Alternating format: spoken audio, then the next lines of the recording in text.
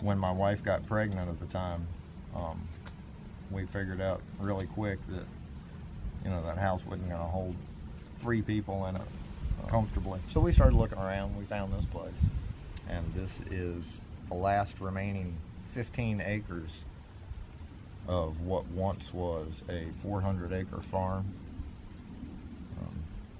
You know, over the years, subsequent generations of, you know, the original owners added on to the house and sold off the land. The house itself is a 3,000 square foot farmhouse.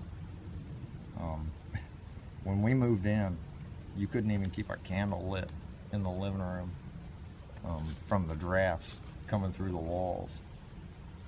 It's all that old horsehair and lathing plaster, and God, it was horrible. I thought we were going to freeze to death that first year. I still do, actually.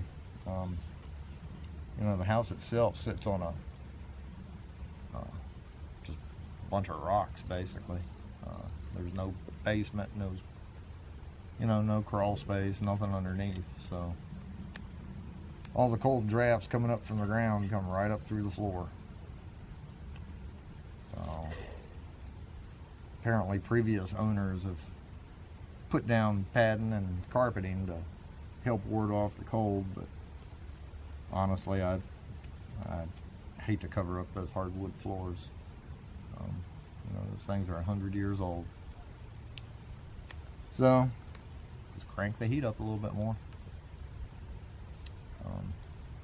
Anyway, so we got this place. And we got the fences to where they'd hold a horse in. You know, it doesn't take a whole lot to keep a horse in. You know, if you got a horse that repeatedly gets out, you got an issue. You got a smart horse, for one. But you've also got an issue with your fence, because it really doesn't take a whole lot to keep a horse in. Most horses, anyway. So we went ahead and got Shiloh from the horse rescue. But I never really thought about getting cows until I'd gone to Scotland. You know, I've told this story to a bunch of people before. You know, if you look back through the videos, you can see it again. You know, it doesn't change much. I think it's one of the memories that is going to stick with me forever.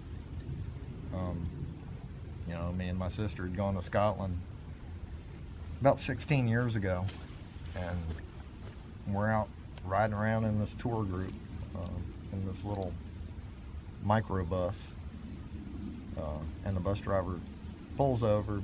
You know, we're out in the middle of nowhere, and pulls over beside this field.